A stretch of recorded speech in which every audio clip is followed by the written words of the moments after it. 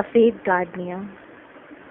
मेरे 12वें जन्मदिन से ही हर साल मेरे जन्मदिन पर कोई अनजान व्यक्ति मेरे लिए मेरे घर पर एक सफेद गाड़ियाँ भेजता था। उसके साथ कभी ना तो कोई कार्ड होता था और ना ही कोई चिट्ठी। इस बारे में फूलों की दुकान पर पूछताछ करना बेकार था, क्योंकि खरीदारी हमेशा नकद में होती थी। कुछ समय बाद तो मैंने उस अनजान आदमी को खोजने की कोशिश भी बंद कर दी। है तो बस उन मुलायम गुलाबी कागज में लिपटे उस जादुई सफेद फूल की सुंदरता और उसकी मादक सुगंध का आनंद लेती रही। लेकिन मैंने ये सोचना बंद नहीं किया था कि वो भेजने वाला कौन हो सकता है। मेरे कुछ सबसे खुशनुमा पल उस व्यक्ति के दिवा स्वप्न देखने में बीतते थे। वो जो कि एक विलक्षण और उत्साह से भरपूर इंसान था, मगर इतना शर्मीला या संकी था कि अपनी पहचान उजागर नहीं करना चाहता था। अपनी किशोर अवस्था के दिनों में मुझे यह सोच सोचकर बड़ा मजा आता था कि शायद ये फूल बेचने वाला कोई लड़का है जिसे मैं मन ही मन चाहती हूँ, या कोई ऐसा जिसे मैं नहीं जानती और जो मुझे देखता रहता है। मेरी माँ अक्सर इन कल्पनाओं में योगदान देती थी। फिर पूछती थी कि क्या कोई ऐसा था जिसकी मैंने कोई खास मदद की है, जिसके बदले में वह चुपचाप अपनी कृतज्ञता दिखा रहा है। वह मुझे उस समय की याद दिलाती जब मैं अपनी साइकिल चला रही होती थी और मेरी पड़ोसन अपनी कार में बहुत सारा सामान खरीदकर बच्चों के साथ आती थी। ऐसे समय में मैं हमेशा कार से सामान उतारने में उनकी मदद करती और यह भी ध्यान रखती कि बच्चे सड़क पर न भाग जाएं। या फिर फूल बेचने वाला या रहस्यमय व्यक्ति, सड़क के पार रहने वाला वो बूढ़ा आदमी था जिसको ठंड से बचाने के लिए मैं सर्दियों में कभी कभी डाक से चिट्ठियां निकाल कर देती थी। इस गाड़ियां के बारे में मेरी कल्पना को मेरी माँ ने यथासंभव बढ़ावा दिया।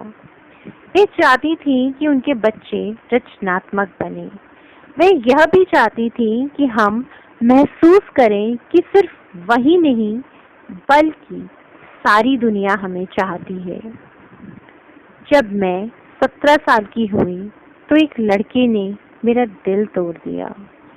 जिस रात उसने आखिरी बार फोन किया, उस रात मैं सोने से पहले तक खूब रोई। जब मैं सुबह उठी तो मेरे शीशे पर लाल लिपस्टिक से एक संदेश लिखा हुआ था। इसमें लिखा था, इस बात को दिल से समझो, जब अधूरे देवता जाते हैं तब ही असली देवताओं का आगमन होता है। मैं एमर्सन के इस कथन पर काफी देर तक सोचती रही और माँ ने उसे वहाँ लिखा था, उसे जब तक लिखा रहने दिया जब तक कि मेरे दिल का घाव भर नहीं गया। अंततः जिस दिन मैंने अपना शीशा साफ किया, मेरी माँ समझ गई कि अब सब कुछ फिर से ठीक हो गया था। लेकिन कुछ घाव ऐसे थे जिन्हें माँ कभी नहीं भर पाई। मेरे हाई स्कूल ग्रेजुएशन से 1 महीने पहले मेरे पिता का अचानक दिल का दौरा पड़ने से देहांत हो गया।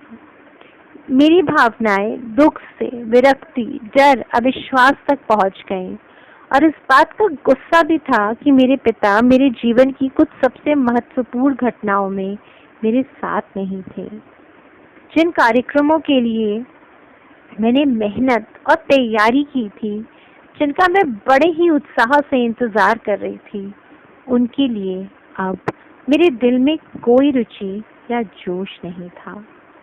मैंने तो ये तक सोच लिया था कि अब मैं कॉलेज की पढ़ाई के लिए कहीं नहीं जाऊंगी, बल्कि यहीं रहकर पढ़ूंगी। क्योंकि इससे मुझे बड़ा महसूस लगता था। अपने इस भारी दुख में भी मेरी माँ यह सुनने को तैयार नहीं थी कि मैं इन सब चीजों से वंचित रह जाऊं। जिस दिन पिताजी का देहांत हुआ था, उसके एक दिन पहले माँ और मैं प्रॉम ड्रेस खरीदने गए थे और हमें एक बहुत ही खूबसूरत ड्रेस मिली थी। सफेद, नीले और लाल कलर की ड्रेस। उसे पहनकर मुझे ऐसा लग रहा था जैसे कि मैं स्कारलेट ओहारा बन गई हूँ। लेकिन यह ड्रेस मेरे नाप की नहीं थी और जब अगले दिन पिताजी का देहांत हुआ तो मैं उस ड्रेस के बारे में बिल्कुल भूल गई। लेकिन मेरी माँ नहीं भूली।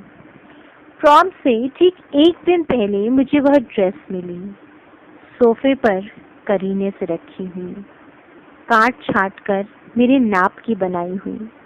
शायद मुझे नई ड्रेस की परवाह भी नहीं थी, पर माँ को थी। मैं इस बात का खास ध्यान रखती थी कि उनके बच्चे अपने बारे में क्या महसूस करते हैं।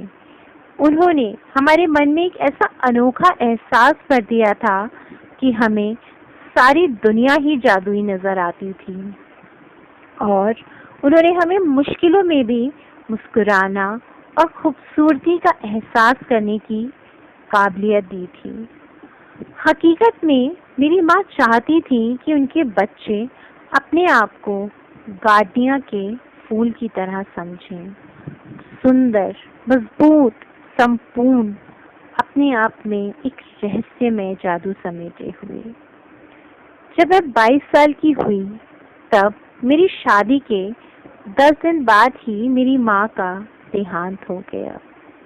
उसी साल से मेरे पास गार्डनिया के फूल आना बंद हो गए थे।